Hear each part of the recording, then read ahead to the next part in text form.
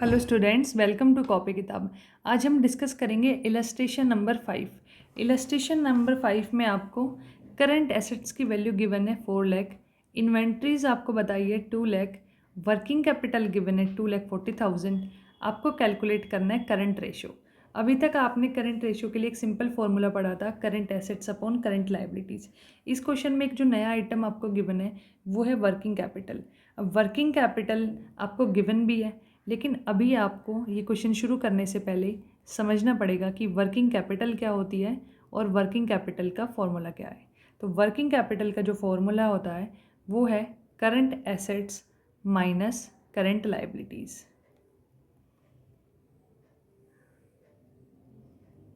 ये जो फॉर्मूला है ये बहुत ही यूज़फुल है और आपको क्वेश्चंस में बहुत हेल्प करने वाला है। ठीक है, अगर आप ये 3 आइटम है, इनमें से अगर आपको कोई भी 2 आइटम दिए होंगे क्वेश्चन में तो आप तीसरा इजीली निकाल सकते हैं।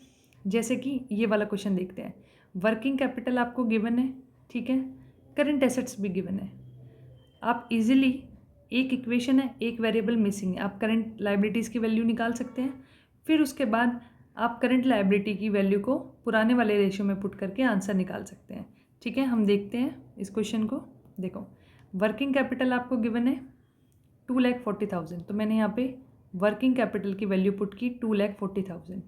करंट एसेट्स की वैल्यू है 4 लाख और करंट लाइबिलिटीज़ गिवन नहीं है।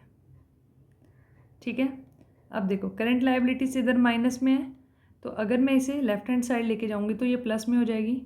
तो करंट लाइबिलिटीज़ को हमने लेफ्ट हैंड साइड जाके लिख दिया है।